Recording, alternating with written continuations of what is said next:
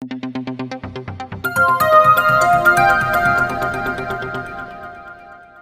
केम छो दर्शक मित्रों અને સ્વાગત છે આપણી ચેનલ ગુજ્જુ ઇન્ફોર્મરમાં। તો દર્શક મિત્રો આજે આપણે વાત કરવાના છે સરકારની એક યોજના વિશે મિત્રો।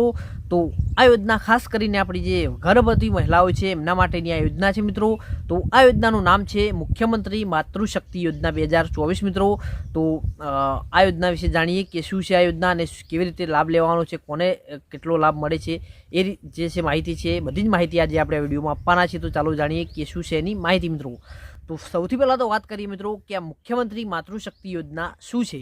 તો ભારતમાં ઘણી બધી જે સ્ત્રીઓ છે એને જે ગર્ભાવસ્થા હોય છે એ દરમિયાન પોષણયુક્ત આહાર મળતો નથી મિત્રો, જેના કારણે માતાનું જે સ્વાસ્થ્ય છે બગડે છે અને જે સાથે સાથે પેટમાં રહેલા જે બાળક છે એની પણ તબિયત ખરાબ રહે છે મિત્રો। જેથી સગર્ભા સ્ત્રીઓ અને તેના બાળકને કુપોષણ બચાવવા માટે વડાપ્રધાન જે નરેન્દ્રભાઈ મોદીએ છે 18 જૂન 2023ના રોજ મુખ્યત્વે છે ગુજરાત રાજ્ય માટે જે મુખ્યમંત્રી માતૃશક્તિ યોજના છે એની શરૂઆત કરવામાં આવી હતી, જે 2024માં પણ લાગુ પડે છે, એટલે એની પણ અરજી તમે કરી શકો છો અને લાભ લઈ શકો છો મિત્રો। તો આ છે આપણી મુખ્યમંત્રી માતૃશક્તિ યોજના મિત્રો।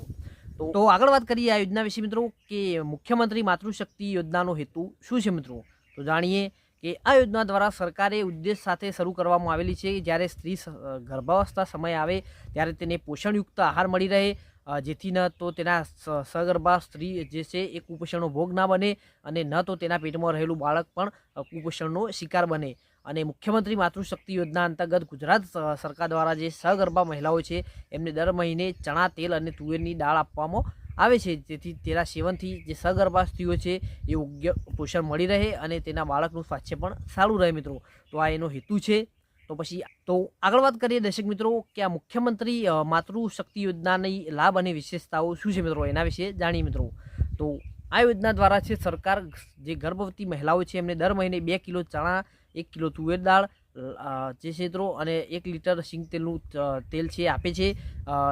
કીટમાં જે મેળવવા માટે જે સગર્ભા મહિલાઓ છે તેમની નજીકની ઓગણવાડીનો સંપર્ક કરીને તેઓ તેમના બાળકનું નામ અને માહિતી લખાવવાનું રહે છે।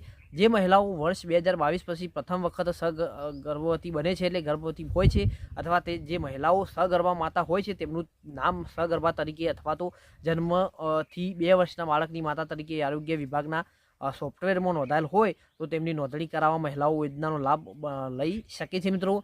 અને આ યોજના દ્વારા છે સરકાર ઈચ્છે છે કે સગર્ભા સ્ત્રીઓને ગર્ભાવસ્થા દરમિયાન યોગ્ય પોષણ મળી રહે, જેથી માતા અને બાળકનું સ્વાસ્થ્ય પણ સારું રહે। યોગ્ય પોષણ મળવાથી માતા અને બાળકનું આરોગ્ય યોગ્ય રહે, જેના કારણે ગુજરાત રાજ્યમાં માતા મૃત્યુ અને બાળ મૃત્યુની જે દર થાય છે એમાં ઘટાડો થાય મિત્રો। અને સરકારે ચાલુ વર્ષ માટે યોજનાનું બજેટ 811 કરોડ રૂપિયા રાખ્યું છે। સરકારના જણાવ્યા અનુસાર તે આગામી 5 વર્ષ માટે આ યોજના પાછળ બીજા 4000 કરોડનો ખર્ચ કરશે મિત્રો। તો આ છે એના લાભ અને વિશેષતાઓ મિત્રો।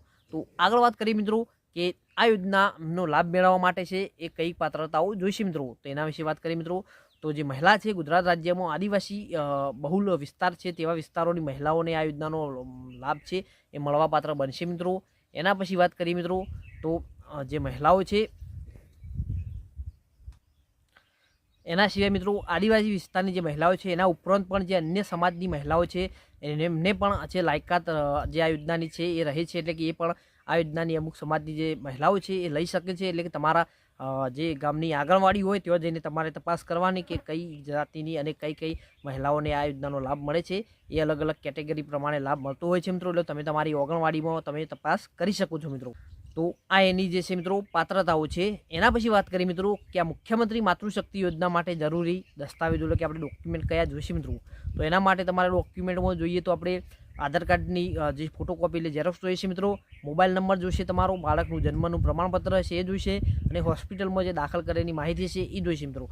તો આ જે ડોક્યુમેન્ટ છે તમારે તમારા જે આંગણવાડી હોય તે તમને જે માગવામાં આવે એ પ્રમાણે તમારે છે જે ડોક્યુમેન્ટ છે એ તમારે બતાવવાના રહેશે મિત્રો। તો એના પછી વાત કરીએ મિત્રો કે આ યોજનાની અરજી આપણે કેવી રીતે કરવાની છે।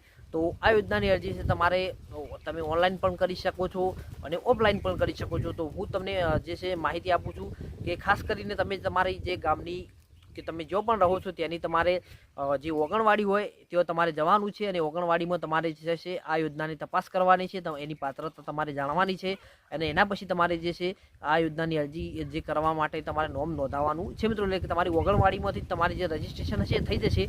તમારે કોઈ પણ જાતના જે છે કોઈ જગ્યાએ ખોટી ધક્કા ખાવા નહીં પડે, કોઈ તમારે છે કોઈ ઓનલાઈન તમારે ખર્ચ નહીં કરવો પડે. તમારે માત્ર તમારા ગામની જે ઓગણવાડી હોય એમાં જઈને તમારે તપાસ કરી અને તમારે આ અરજીમાં નામ નોંધાવવાનું છે, જેથી તમને છે આ યોજનાનો લાભ મળવાપાત્ર થાય છે મિત્રો. અને તમે આ યોજનાનો લાભ મળી જાય છે મિત્રો. એટલે તમે આ યોજનાનો લાભ લઈ શકો અને તમે ઓનલાઈન અરજી કરવા માંગતા હોય તો પણ તમે કરી શકો છો. જેની ઓફિશિયલ તમે વેબસાઇટ જોઈ શકો છો.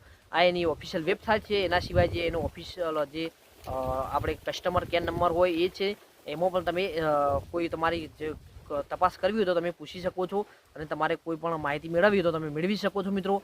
તો આ એનો ઓફિશિયલ જે છે એ કસ્ટમર કેર નંબર છે, એની આ જે ઓફિશિયલ વેબસાઇટ છે ત્યાં જઈને તમારે ઓનલાઈન અરજી કરવી હોય તો પણ તમે રજિસ્ટ્રેશન કરી શકો છો મિત્રો.